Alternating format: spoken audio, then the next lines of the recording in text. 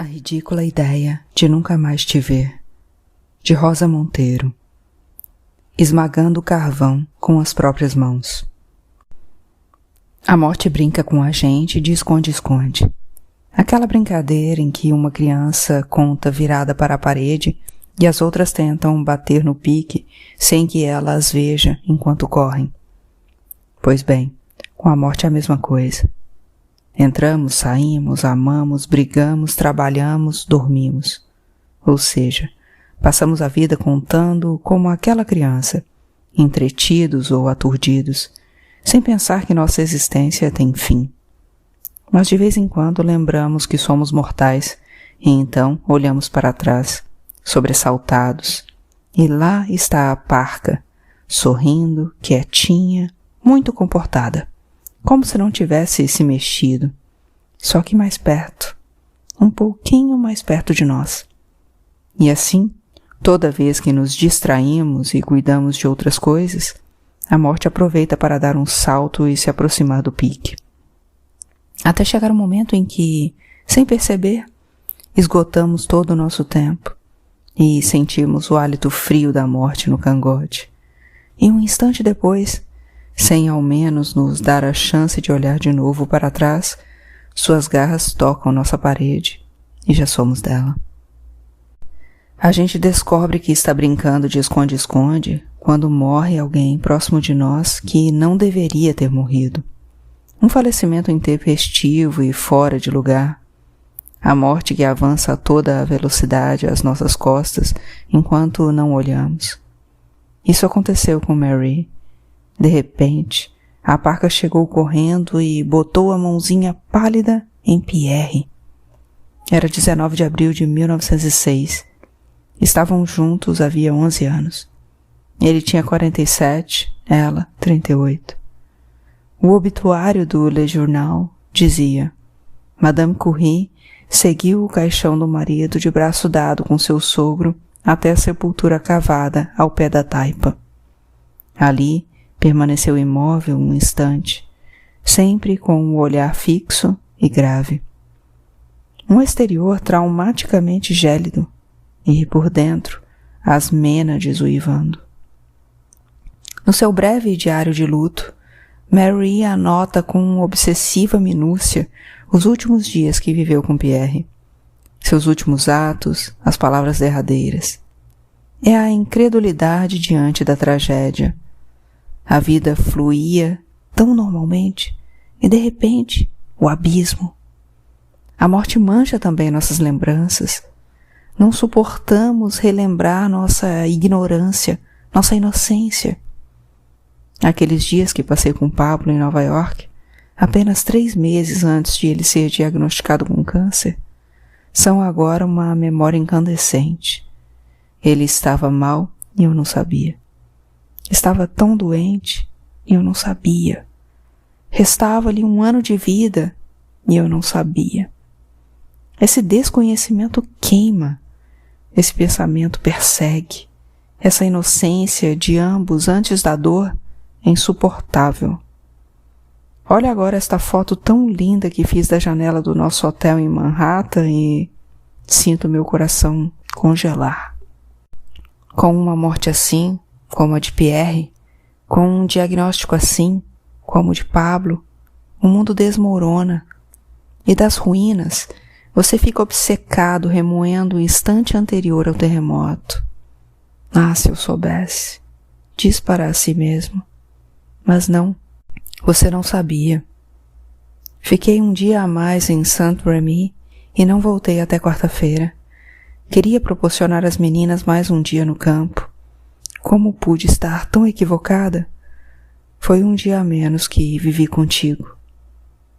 A #culpa também é uma obviedade, algo que todos os manuais apontam. Culpa por não ter dito, não ter feito, ter discutido por bobagens, não ter demonstrado mais seu carinho por ele. Seríamos infinitamente generosos com nossos mortos amados. Mas, claro, sempre é muito mais difícil ser generoso com os vivos. Desde que obtiveram o Nobel em 1903, e especialmente depois do nascimento da sua segunda menina, pode-se dizer que Mary começara a ver as coisas de outra maneira. Queria relaxar um pouco, trabalhar menos, desfrutar a vida e sua família. E, sobretudo, desejava que o marido descansasse e se cuidasse, porque Pierre estava muito doente. Fazia anos que estava sofrendo um estranho esgotamento e terríveis e incapacitantes dores ósseas. Os Curie atribuíam-nas a ataques reumáticos, ou, inclusive, para Marie, ao excesso de trabalho. Abre aspas. Sua fadiga, causada por uma infinidade de obrigações, era agravada pelas crises de dor aguda que sofria cada vez com maior frequência por conta do esgotamento. Fecha aspas. Escreveu na biografia do marido. Na verdade, a radioatividade estava destruindo seu esqueleto. Se não tivesse morrido atropelado por aquela charrete, sem a menor dúvida, teria sofrido uma agonia terrível. Surpreendentemente, Mary nunca assumiu aqueles efeitos do rádio, nem no marido, nem nela própria. No verão de 1905, Pierre estava tão mal que quase não podia andar, e lhe custava manter o equilíbrio. No dia 24 de julho, escreveu a um amigo, abre aspas, parece que minhas dores vêm de algum tipo de neurastenia, mais do que de um reumatismo de verdade, fecha aspas. Pobres Curie estavam sendo bombardeados com diagnósticos e tratamentos absurdos e, o pior de tudo, como às vezes acontece quando os médicos ignoram o que o paciente tem, estavam começando a jogar a culpa no próprio doente. Isso me lembra o que acontece hoje com a sensibilidade química múltipla ou a fibromialgia.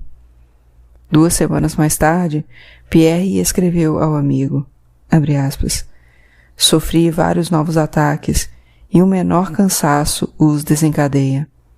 Pergunto-me se algum dia serei capaz de voltar a trabalhar seriamente no laboratório, no estado em que me encontro agora. Fecha aspas. Angustiada, Mary caiu no choro na frente da sua irmã Helena. Disse a ela que Pierre não conseguia dormir de tanto que lhe doíam as costas e que sofria ataques agudos de fraqueza. E, como um cego que não quer ver, acrescentou, talvez se trate de alguma doença terrível que os médicos não conhecem. A saúde precária do marido, em todo caso, parecia tê-la feito desejar outro estilo de vida. Aquela polonesa dura e austera, que sempre honrou os pais, que carregou nos ombros a injustiça do mundo e fez o que devia, de repente tentou aprender a leveza, a maravilhosa virtude existencial que consiste em saber viver o presente com plenitude serena. Mas o problema é que Pierre não a acompanhou nessa jornada. Pelo contrário, quanto mais doente estava, mais se esforçava em redobrar o trabalho, como se pressentisse que seu tempo estava acabando e que a morte estava prestes a tocar a sua parede. Essa diferença de opiniões provavelmente criou certas tensões entre eles. Por exemplo, Mary queria que ele ficasse em Saint-Remy com ela e as meninas, mas ele cismou em voltar ao laboratório. Será por isso que ela ficou um dia a mais no campo? Para castigá-lo? Por isso aquela lamúria arrependida no diário? Mary descreve a manhã final, o instante em que o marido foi embora de casa. Abre aspas. Emma voltou e tu a criticaste por não manter a casa bem o suficiente. Ela havia pedido um aumento. Estava saindo, tinhas pressa. Eu estava cuidando das meninas e foste embora perguntando em voz baixa se eu iria ao laboratório. Respondi que não sabia e pedi que não me atormentasses. E, justo aí, foste embora. A última frase que dirigi a ti não foi uma frase de amor e ternura. Depois, só te vi de novo morto. A culpa, a inevitável culpa de não ter lhe dado tudo, a culpa imperdoável de estar viva e ele não, embora, Com sua morte, o ser amado leve boa parte de nós, um punhado de anos e lembranças, uma porção de carne. É que o corpo, esse animal, se regozija de viver apesar de tudo, como explica Tolstói na novela A Morte de Ivan Ilyich. O simples fato de inteirar-se da morte de um companheiro suscitava nos presentes, como sempre ocorre, uma sensação de complacência, a saber, o morto é ele, não eu. Cada um deles pensava ou sentia, pois é, ele morreu, mas eu estou vivo. Que dolorosa contradição! Todas as suas células comemorando freneticamente a existência, enquanto a sua cabeça se afoga em mágoas. De modo que essas foram as últimas lembranças que Marie guardou de Pierre. A vida é maravilhosamente grotesca. Na sua manhã final, aquele homem que Pierre Curie sem dúvida foi, se engalfinhou com a empregada numa mísera discussão doméstica e lhe negou um aumento. Quase me escapa um sorriso dos lábios, porque constatar mais uma vez a pequenez do ser humano tira a seriedade da morte, ou pelo menos a torna tão pequena quanto nós mesmos. Quando você se liberta da ilusão da própria importância, tudo dá menos medo. Marie teve o azar de se despedirem zangados um com o outro. Embora diante de uma morte súbita como essa, acredito que despedida nenhuma poderia ter sido reconfortante o suficiente. Seja como for, Pierre saiu de casa e não voltou mais com vida. Primeiro foi ao laboratório e depois teve um almoço de trabalho com 7 colegas da Associação de Professores de Ciências. Quando saiu à rua de novo, chovia torrencialmente. Atrapalhado com o guarda-chuva, pretendeu atravessar a rua. O trânsito era caótico e, como já falei, ele estava muito debilitado e se movia com dificuldade. Escorregou e caiu. No fim das contas, as radiações acabaram matando-o indiretamente. Marie soube do ocorrido ao anoitecer, horas mais tarde, porque, desobedecendo ao marido, não apenas não passara pelo laboratório, como saíra com Irene para um passeio no campo. Com certeza isso também a encheu de culpa. Ficar viúva de repente, enfim, deve ter sido um anticlímax atroz da leveza. A primeira coisa que trouxeram a Marie, antes de o cadáver chegar, foi o que seu marido tinha nos bolsos. Uma pena, chaves, um porta-cartões, um moedeiro, um relógio com vidro intacto e que, ironicamente, ainda funcionava. Como são dolorosos esses mínimos restos para-humanos, esses objetos que acompanharam tão intimamente a vida do seu morto. Eu também guardo em alguma gaveta, sem poder me desfazer deles, esses ossículos do corpo social de Pablo, o celular que ele detestava, a pequena agenda com suas pulcras e diminutas anotações, a carteira, o documento de identidade, a carta de habilitação, os cartões de crédito. A perda de um ente querido é uma experiência tão desatinada e insensata que é inacreditável como um simples cartão Visa com o nome do seu morto escrito em relevo pode abalar e comover você. Alguns biógrafos parecem ficar surpresos com o fato de o diário ter a forma de uma carta dirigida a Pierre, como se Marie falasse com ele. E há até mesmo quem tente justificar esse detalhe, alegando que os Curie acreditavam em espiritismo e na possibilidade de se comunicar com os mortos. É verdade que, até o final da vida, Pierre estava muito interessado na investigação das forças psíquicas e que assistira a algumas sessões com uma médium famosa. O que, como explica muito bem Sanchez-Hong, não significa que estivesse faltando fosfato na cabeça do Sr. Curie. Naquela época, o estudo dos fenômenos paranormais estava na moda entre os cientistas, e ainda não haviam sido descobertas as engenhosas falcatruas dos supostos médiuns. Na verdade, o mundo havia mudado tanto em tão poucos anos, e coisas tão assombrosas como o próprio rádio eram descobertas, que mesmo as mentes mais rigorosas se mantinham abertas à indagação de qualquer fenômeno, por mais chocante que fosse. Mas o que espanta é o assombro dos biógrafos por Marie dirigir suas palavras a Pierre. Quanta bobagem essa teoria espiritista! Será tão difícil entender que, quando alguém querido se vai, sua impossível ausência não entra na nossa cabeça? Tenho certeza de que todos falamos com nossos mortos. Eu, de certo, o faço, apesar de não acreditar de forma alguma em outra vida. E até mesmo sinto Pablo perto de mim de vez em quando. Ele já me ajudou a não cair em alguns tropeços, segurando-me enquanto eu ia catando cavacos até recuperar a verticalidade. O cérebro é assim. Tece a realidade, constrói o mundo. Não.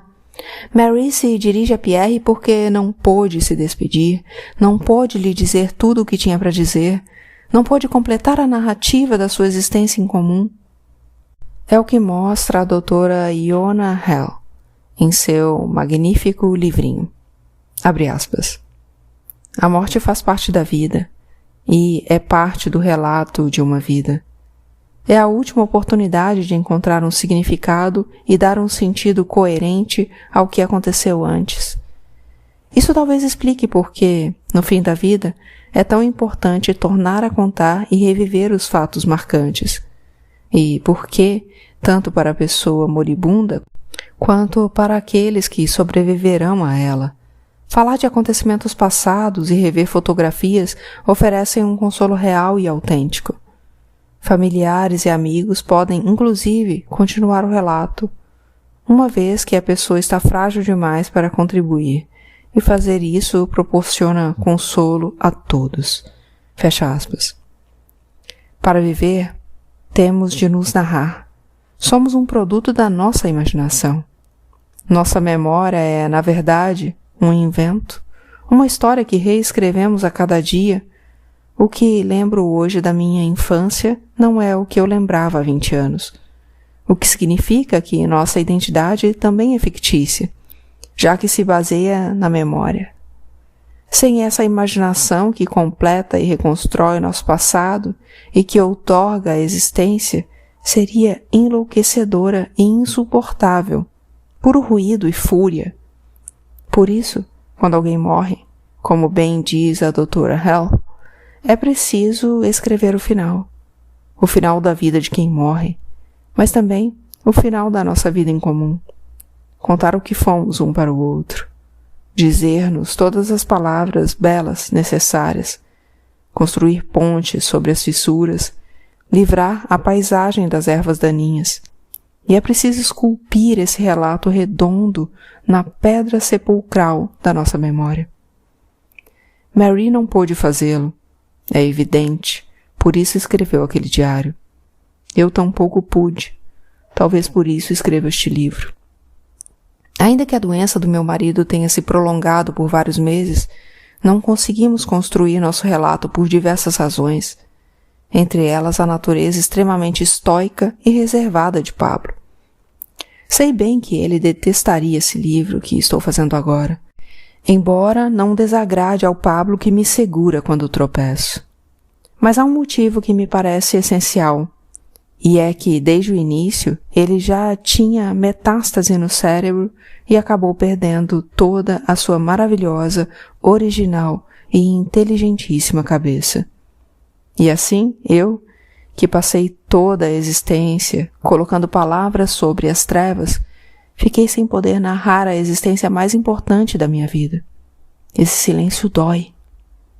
No entanto, houve uma palavra. Certa noite estávamos no hospital, já muito perto do fim. Havíamos entrado pela emergência porque Pablo estava violentamente agitado, confuso, incoerente. Eu tinha decidido levá-lo para casa no dia seguinte, e assim o fiz, Uma semana depois ele morreu. Naquela noite, muito tarde, depois de lhe administrar todo tipo de remédio, Pablo conseguiu ficar tranquilo. Eu me inclinei sobre ele para comprovar que estava bem. Era aquele momento da madrugada alta, em que a noite está prestes a se render ao dia, e há um tempo que parece estar fora do tempo. Um instante de pura eternidade. Imagine aquele quarto de hospital na penumbra, os niquelados reluzindo num brilho escuro de nave espacial, o peso do ar e o silêncio, a solidão infinita. Éramos os 2 únicos habitantes do mundo e parece que eu sentia, debaixo dos pés, a pesada e estridente rotação do planeta. Naquele momento, Pablo abriu os olhos e me fitou. Tudo bem? Sussurrei, embora já fosse praticamente impossível falar com ele, pois embaralhava tudo e dizia esmeraldas quando queria dizer médicos, por exemplo. E naquele minuto de serenidade perfeita, Pablo sorriu, um sorriso lindo e sedutor, e com absoluta ternura, a maior ternura com que jamais falou comigo, disse, minha cachorrinha. Foi uma palavra rebotada pelo seu cérebro ferido, uma palavra espelho tirada de outro lugar, mas acho que foi a coisa mais linda que já me disseram na vida. E veja só, o que acabo de fazer é um truque mais velho da humanidade diante do horror. A criatividade é justamente isso, uma tentativa alquímica de transmutar o sofrimento em beleza. A arte em geral, e a literatura em particular, são armas poderosas contra o mal e a dor.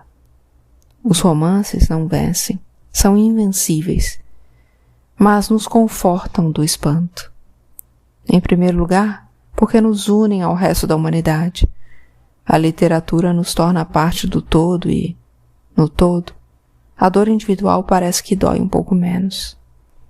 Mas a magia também funciona, porque, quando o sofrimento nos alquebra, a arte consegue transformar essa ferida feia e suja numa coisa bela.